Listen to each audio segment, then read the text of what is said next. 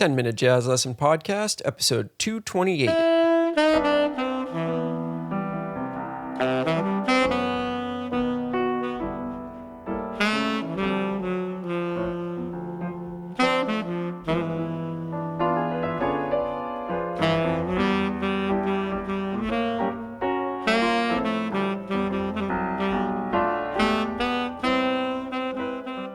Hey everybody, welcome back to another episode of the 10-Minute Jazz Lesson Podcast. This is episode 228.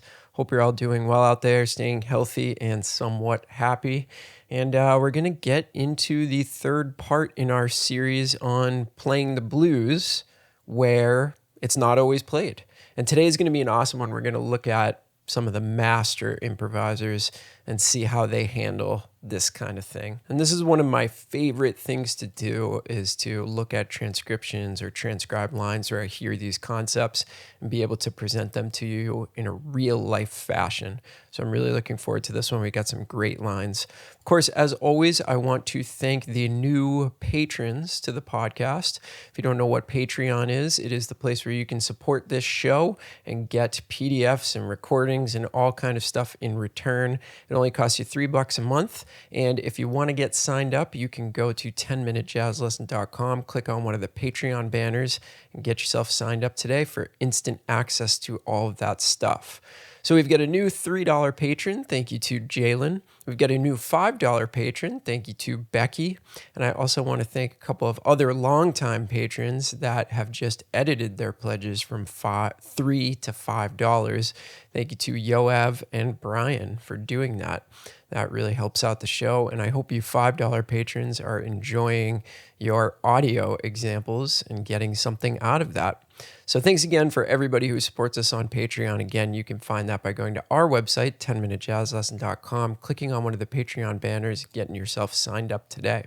All right, let's jump into today's episode. So we've been talking about playing blues material, meaning you're either using the blues scale or one of the pentatonic scales, or playing some kind of melody that's not exactly following the changes perfectly in a bebop manner, and using that over areas where traditionally we would follow those chord changes and weave in and out of them and use a lot of bebop devices and that kind of thing. Sometimes it can be really effective to just kind of play over the whole thing using the key of the tonic and injecting some kind of blues over it. So we've gone over a couple different situations. You can do it over a 2-5-1. You could do it over a 3-6-2-5-1. So now I want to sort of illustrate where some of the masters of this music have done it. This is going to be kind of similar to our Lick of the Month episode, but we're going to look at 3 licks from 3 fantastic musicians and see how they handle this. So let's dive right into the first one. So the first example comes from one of my favorite musicians of all time, Hank Mobley. And this is from his solo over a Rhythm Changes tune called Crazyology. And what we're looking at here is coming out of the bridge and going into the last A section of Rhythm Changes. And Rhythm Changes are a really, really great place to use this trick we've been talking about all month, because the blues just sounds fantastic over Rhythm Changes, even though there's a different chord every 2 beats. Sometimes it sounds really great if we take a break from sort of reflecting each chord and we just kind of smear over the whole thing with a blues line. And Hank Mobley just does that marvelously in this first example.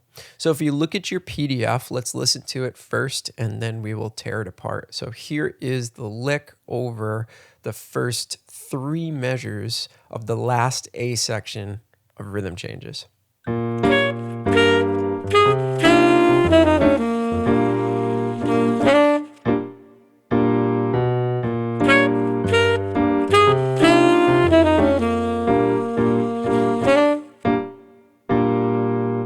So what you hear there is the chords that are happening underneath are 1, 6, 2, 5. But what you hear Hank Mobley doing is he's really utilizing like a traditional blues scale, you know, that 1, flat 3, 4, sharp 4, 5, flat 7, 1. That's really what he's using here.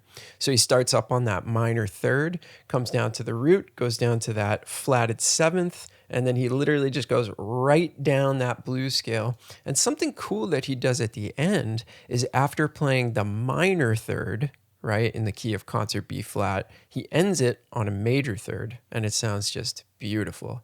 Really, really masterful playing, and I think you can probably hear how much of a blues feeling is happening when he's playing this. So now that we just sort of know what's going on, let's check out what it sounds like again.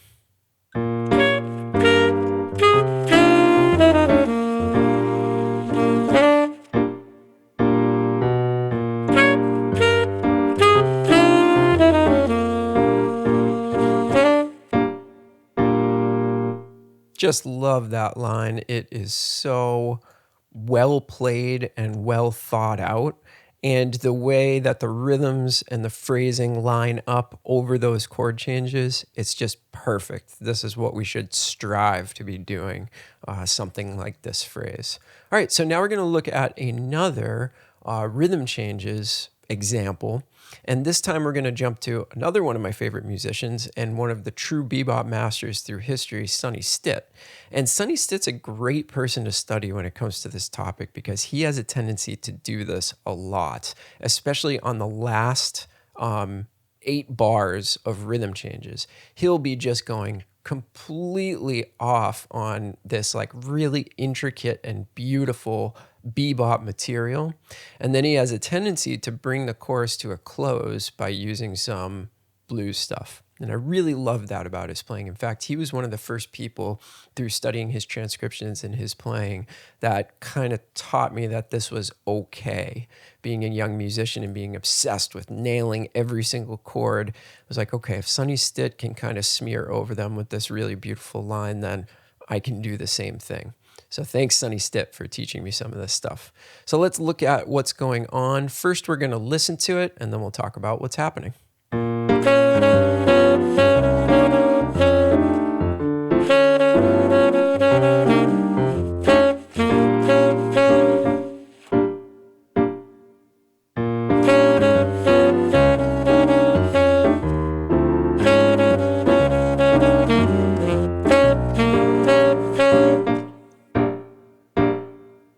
So you could hear that is true blues playing that's happening in there. One of the things that strikes me the most about this is just how many times he plays that concert D flat.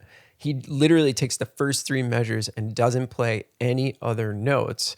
But what he's doing is he's using the rhythm again and the phrasing to his advantage, and it makes you want to keep listening.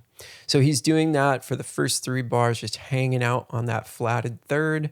And then when he gets to the beginning of the 4th bar, he's using that minor major pentatonic. He comes right down, flat 3, 1, 6, 5, jumps back up to the flat 3, comes down to the root again, and ends on that flat 3.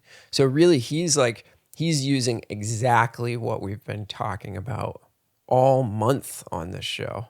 And he really typifies this concept because he's using it over this 1, 6, 2, 5, 3, 6, 2, 5 progression where there's a chord change happening every single 2 beats. And he just plays over the entire thing with that flat 3, and it swings so hard. And it's particularly useful after you play a lot of that impressive bebop stuff. So this is one of my favorite examples of this concept in action. Let's listen to it one more time.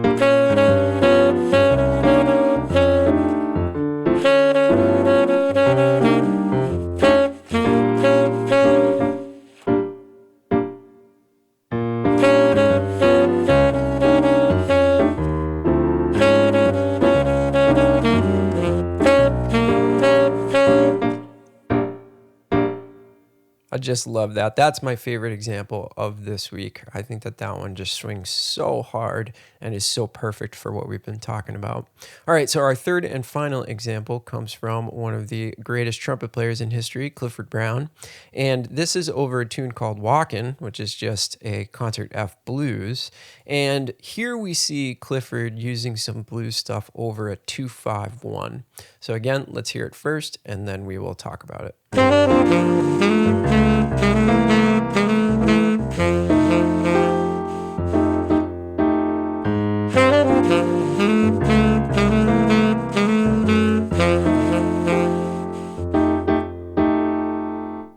this line is a little bit simpler than the other ones. It's a little bit shorter and it's very, very easy to kind of see what he's doing. So what we notice at first is over the 2 chord, he's just kind of playing a major pentatonic. And a big deal in this line is the way that Clifford uses the minor third on the major pentatonic as a grace note to the major third, right? So if you look at the second half of the first measure, he's using that minor third to kind of duet dot into the major third. And then the second measure is all about that, where he uses that 16th note on the minor third as a sort of approach tone to that major third. And that's very, very characteristic of the blues there. And of course, this is used over the blues, so we would expect a line like this. But somebody like Clifford, who just has such genius bebop vocabulary, I think it's just important to hear that he also kind of takes a break from that sometimes and just simplifies to a point where he's really just playing the blues for us. I dig that. So let's check out this one again. Pay particular attention to how he's using that minor third to pick up into the major third and how blues-ish that sounds.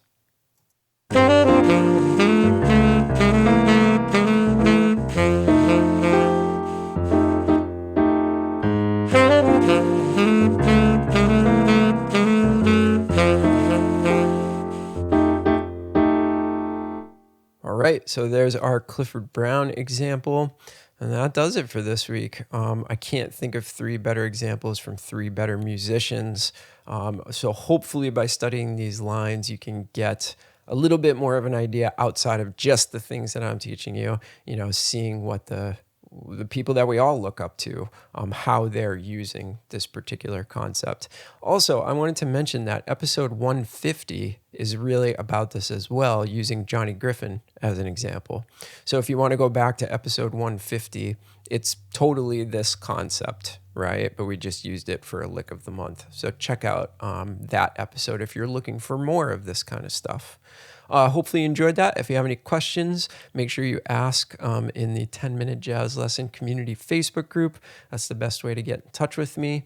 Remember, if you want to grab the PDFs and the audio examples to this stuff, please go to our Patreon site, 10minutejazzlesson.com. Click on one of the Patreon banners. I also wanted to mention you can get signed up for our daily jazz newsletter. That has been exploding in popularity, and I've been getting a lot of really great feedback. If you go to the website, 10minutejazzlesson.com, across the top of the website, you'll see a link to get signed up for that free daily newsletter where we deliver you a brand new jazz track every single day. Thank you to everybody that's signed up for that. I'm having a blast curating that music for all of you. Okay, that'll about do it for this week. See you all next week with a brand new episode. Have a good one, everybody. Stay safe and healthy. Bye.